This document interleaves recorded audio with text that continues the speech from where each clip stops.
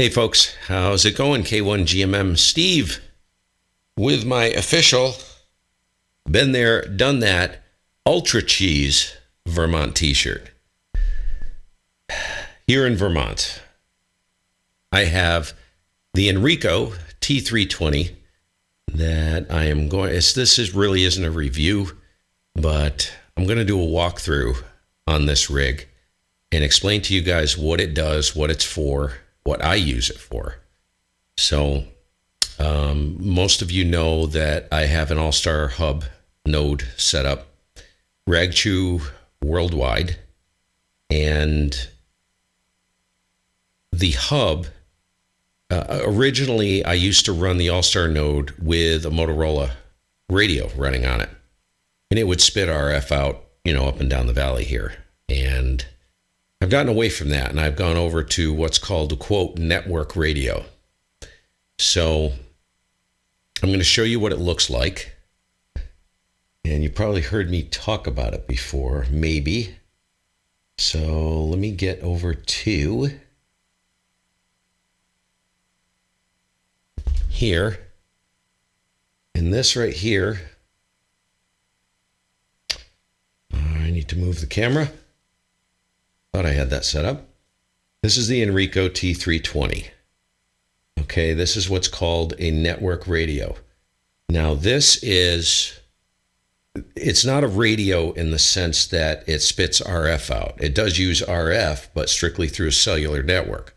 So this is a cell phone that provides network connectivity anywhere there's cell service and or Wi-Fi. So what do you use it for? Well, what I use it for is I use it with an app called DV Switch. Now, DV Switch you can use to link to access your All-Star node link. All right. You can also use DV Switch in a bridge configuration to bridge, let's say, All-Star, DMR, stuff like that together. Now, you're probably wondering, what is the point of using something like this when you can use an RF gateway, like an All-Star, like a Motorola or a TYT or a BFA 88, Baufunkadelicious, that's my word for Baufeng. Radio is a node radio, and you use an HT to talk into it. Well, the main advantage to this is that this is a back door into your All-Star node. Okay, I'm just referring to All-Star now, and we're going to get into, there's a lot more that this thing can do. So where RF has a hard time getting to, and trust me, I played this game, anybody who's run a repeater from a low elevation or a simplex node knows how difficult it is to get coverage. Well, anywhere you have cell coverage and or Wi-Fi, you can hit your node with this. So to me, this is a very, very good option. And it's not what I would call particularly cheap. I think I paid about $160 for this. So, but, by the time you're done with a radio, and let's say you went with a URI by DMK Engineering to interface the radio, and the time it takes to wire up the connections and get it all running, you're looking at a lot more than $160. So this is a viable option. And now let me go over a few things that you can use this for other than All-Star. Standby.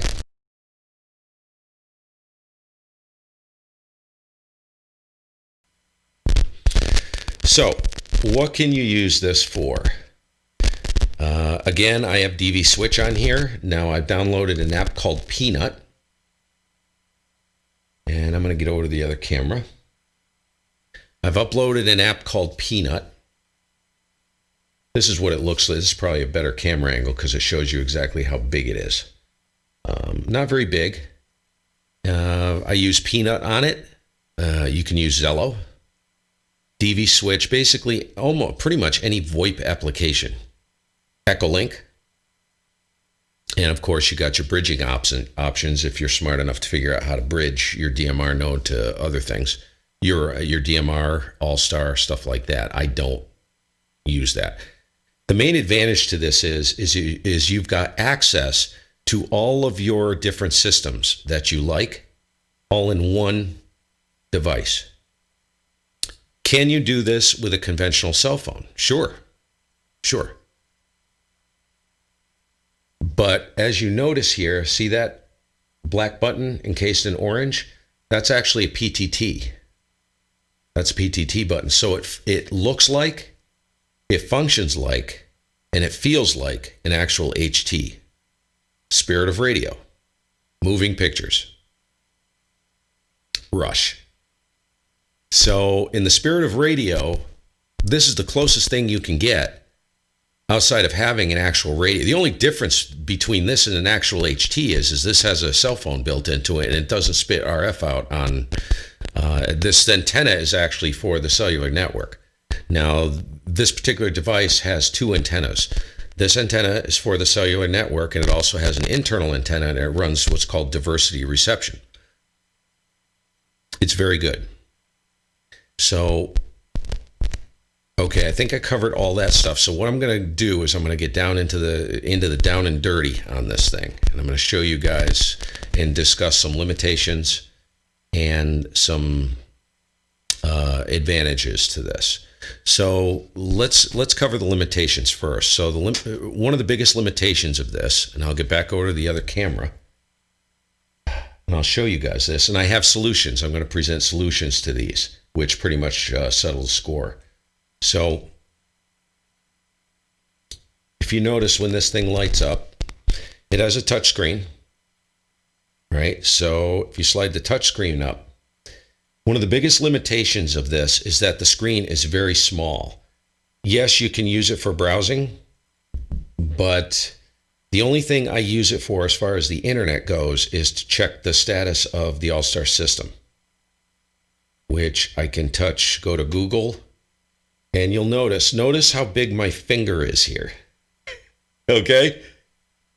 And I have dirt on my finger. Oh my goodness. I'm a mess, you guys. So if you look here, I was just outside working on the truck, and I know better than that. So to get to, let's say I want to monitor my All-Star node, right? So I can pull up, make sure you guys can see this. I'll pull up the control surface for All-Star. Look at that. I mean, without glasses on, I can't even see that.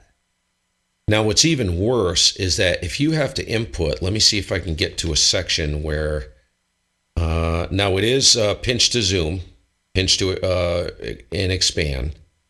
I don't believe I'm logged in. So I can try and log in here. Continue. Log in. Okay.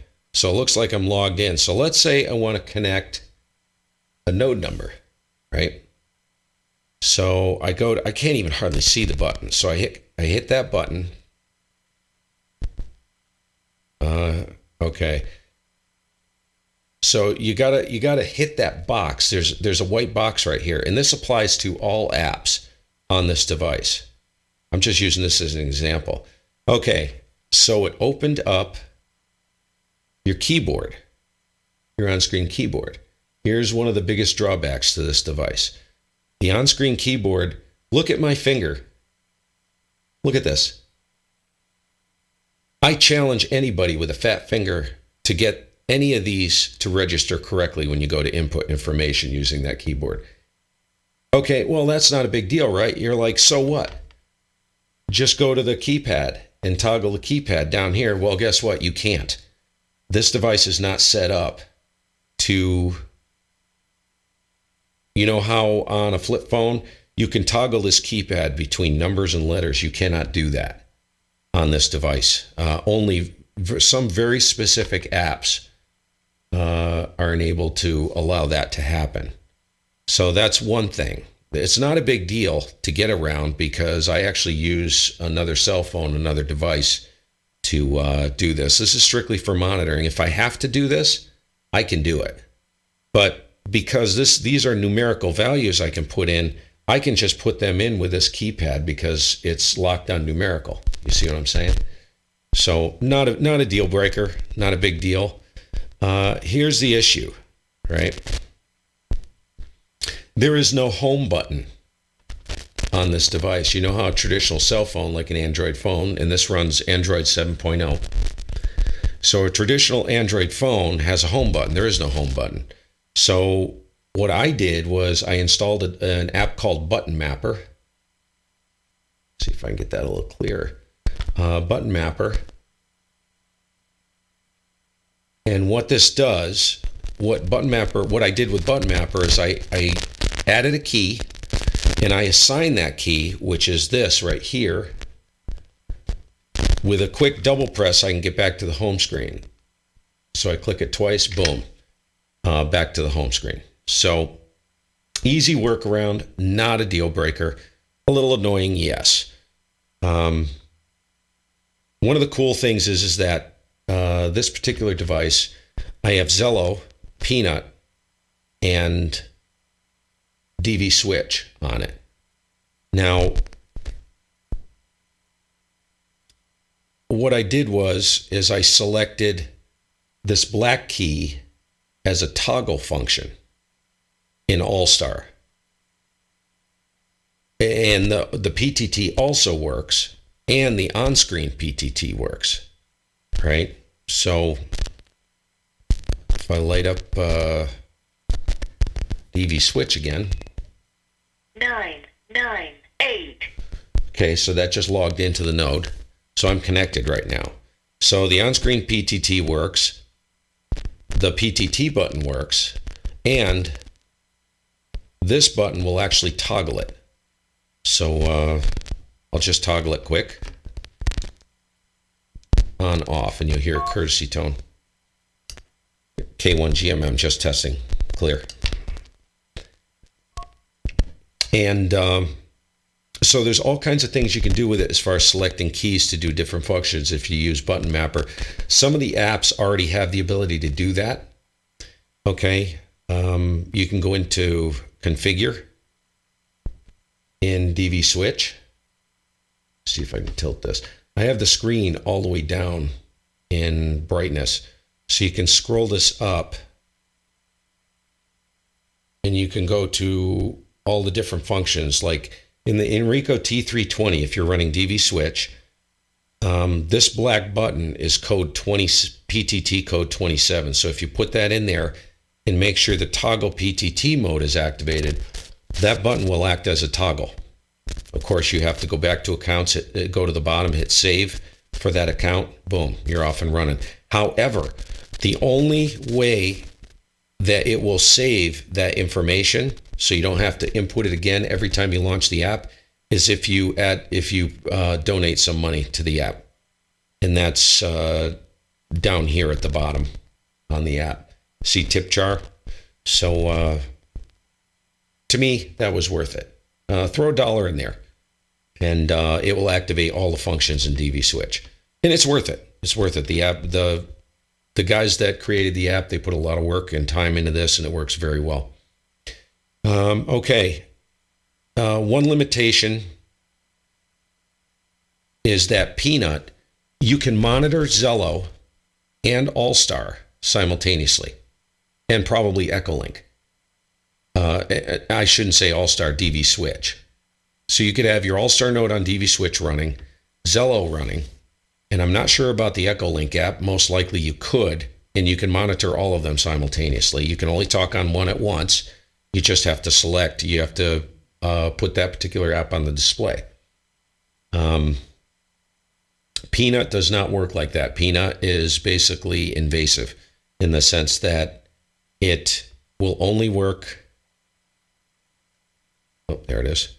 It will only work when it's running by itself. So this is a ham radio app, and you will have to see if there's anybody on right now. Let's go to here, and all of your rooms are all listed right here. There's a great room in the UK. not sure which one it is. So let me get out of there.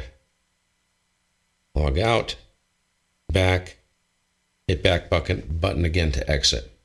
All right. So I'll get back over on the other camera quick. So I can tell you the audio quality is superb on this. The transmit audio and the receive audio, plenty loud enough. It cranks. Now here's a neat little device. You'll notice that I have something connected to it. Well, you'll find that the PTT button is very stiff on this. It takes a bit to press it, and you have to press it right in the center. And if you don't get it just right, it'll kind of kerchunk the system in and out, and the audio won't go through. It'll dead key a system. It'll key it up with a carrier, but it will not pass audio. So you have to kind of pay attention when you're using the PTT on this. Now, if you want to go mobile, right, I can tell you what not to do. I ordered, they have a Bluetooth PTT microphone. You have to read very carefully what that actually works. It's designed to work with a T320. You can find it online. It will not work with DV Switch. It does work with Zello, and it's beautiful. It's a nice little PTT microphone. Not particularly cheap, but it works really well. I know, I tried it.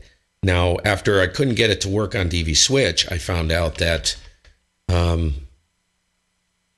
if you read, there are a couple different microphones. They're all, from what I understand, they're rebadged. And the dedicated microphone, which I believe may be a Retevis microphone, is made for the T320. That's been rebadged, and there's a couple different variants you can get. It's all the same microphone. If you read, be very careful about the fine print. It says in there that it works with apps like Zello. Now, if you go to the actual store that I went to and looked at the actual Retevis or INRICO T320 Bluetooth hand mic, speaker mic, it says in there works with Zello only. Haha. So there you go.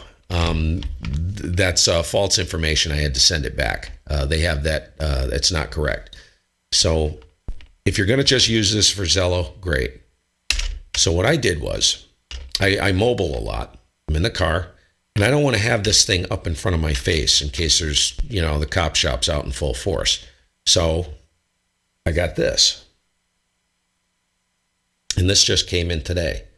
And it is really nice, man. It's like $23 for this thing. I'll put the link on the description, in the description. And it has an awesome PTT on the side. It has a belt clip. And you can clip it to pretty much anything. Like I was just chatting with Eric K3HDG, and I had it clipped right to my shirt like this. You can take this, clip it to your hip, off and running, man. It's a speaker mic, and it's really loud. It goes really loud. And the audio is every bit as good as the T320 itself. So this is a very, I've heard that like the U.S. Coast Guard and stuff use this particular microphone. I don't know if that's really true, but not expensive and a nice mic. Now, this radio has what's called a Motorola M5, which is right here. That's takes an M5, it's an M5 socket. And this microphone is an M5 plug, which is designed for an M5 socket, which the T320 has. So, get back to the other camera quick.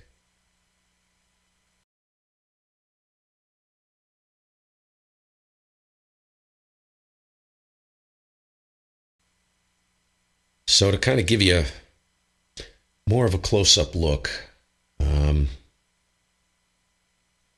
is the microphone, has a PTT. It also has a socket in the top for a, I suppose you could plug like a tactical earpiece into it, which would be really nice for mobile, because your PTT here. The PTT on a tactical headset, you can usually, it's like a lapel type thing. So you have, it comes up around your ear. They're not very expensive. Goes in your ear. You've seen like Secret Service people wear them. I use one on the 878, the Anytone, the DMR radio. It's awesome. It's awesome. It's got a little microphone built into it with a PTT on the cord, and you just clip it. You can clip it to your seatbelt. So this will swivel, and I can take this and I can just clip it to the seatbelt right here, and I can just key it up, talking. And I don't have like a phone or anything right in my face for people to see. So that's kind of a nice feature of it. And to be honest with you, I like it. It's worth, if you're going to spend the money on the radio, see if you can get your hands on one of these. They do have them stateside here. So I think that's pretty much it on the radio.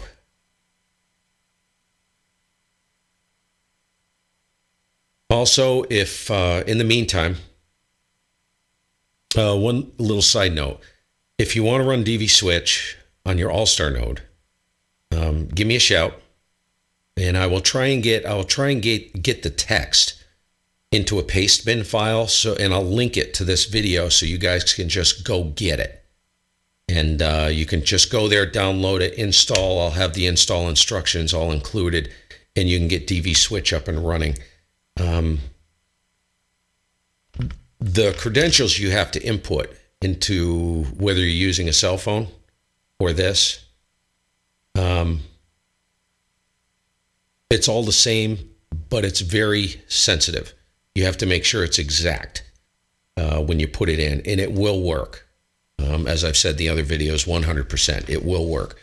But if you guys want the script in the meantime, shoot me an email. I already have it. It's in Notepad. So I can put that up right now and let it post to video.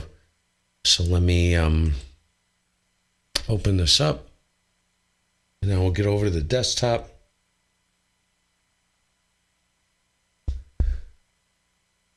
Okay, so this is basically the script. For you, those of you that are speedy typers, you can put this in by hand, but I'm going to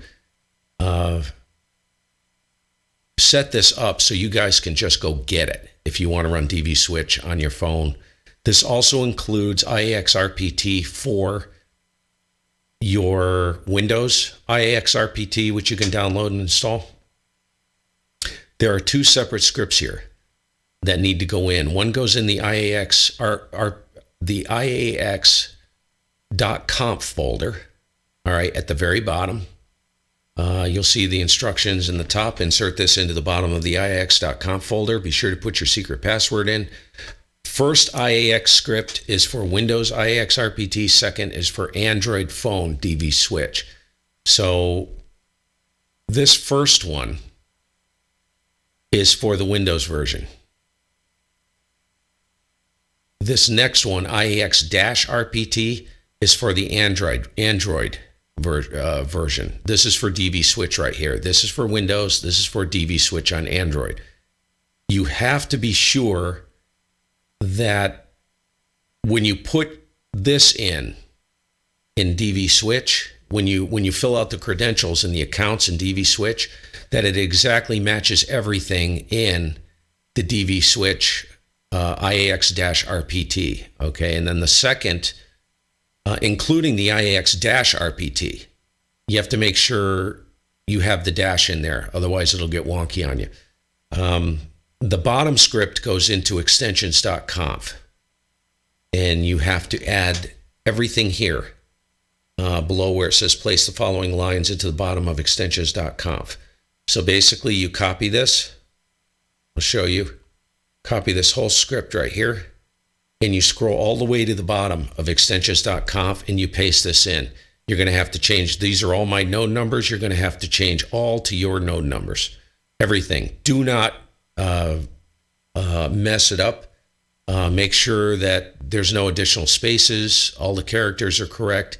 How I do it, I'll show you how I do it. I place the cursor here, all right, and I backspace however many numbers it takes to get back let's say your node number is 43516. So I'll go like this.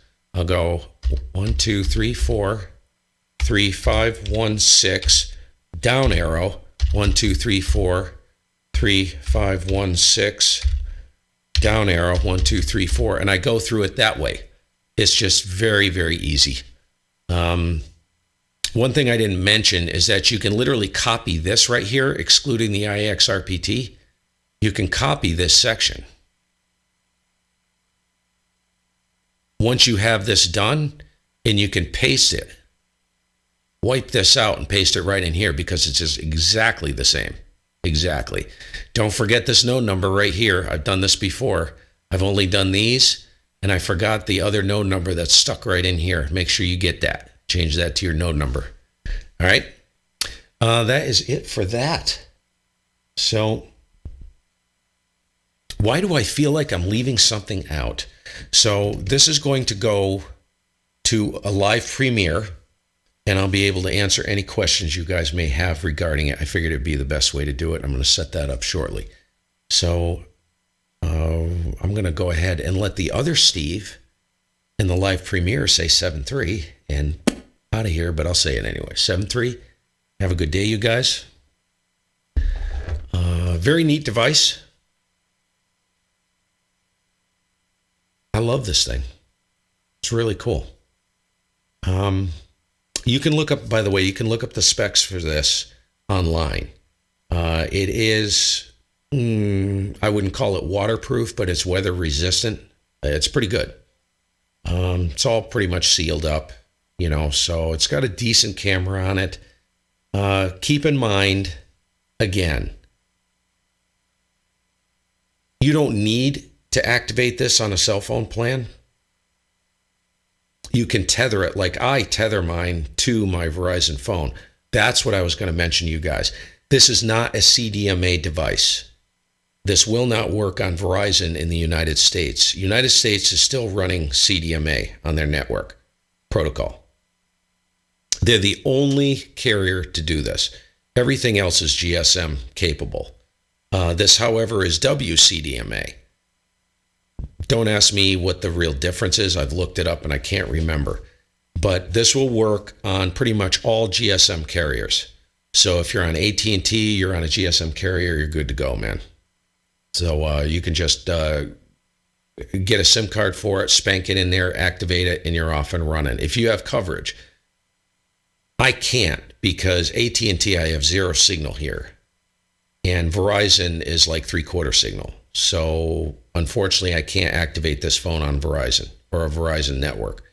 So I'm kind of busted, but you don't need to do that. If you want to tether it to another device, go for it. If you want to just run it strictly on Wi-Fi, it'll work great for that. Keep that in mind that this Android, the Android side of this device,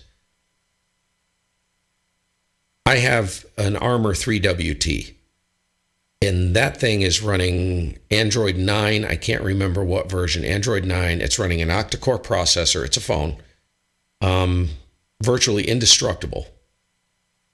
It's heavy. You could kill if you ever held it in your hand like this and hit somebody in the head with it, you kill them.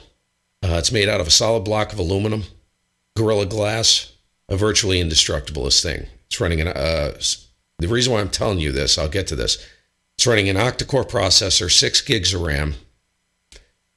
It's the browser on that thing and the functions on it and apps opening and closing and functioning is every bit as fast. I know it's hard to believe as this 9700K Coffee Lake I have sitting here with 32 gigs of RAM. That freaking phone is cracking. It is a smoking device. I've never seen a phone like it. If you're used to a phone like that, this is like going back into the Stone Age. I'm just going to warn you. And I'll say this again, the only advantage to running something like this is that if you can activate it through a cellular network, you've got all the different VoIP systems at your fingertips all on one device. It's a beautiful thing. And that's its strong point. For web surfing, for all this other crap you do online, no. This thing is garbage for that. But you can always use, like Eric does. He mentioned this K3HDG. I don't. It's actually in the box. You can get a Bluetooth keyboard, which is very handy. If you have a Bluetooth keyboard around and you order one, hook it up immediately and put all your information in. Google Play comes on at standard. You can download the apps on. You're going to have to log in. You're going to have to use that little keyboard on here to get your characters into the login. Pain in the arse. So if you have a Bluetooth keyboard, golden. You're good to go. I use little Bluetooth keyboards, iPads ports. They're cheap. You can get them on Amazon, pretty much anywhere online.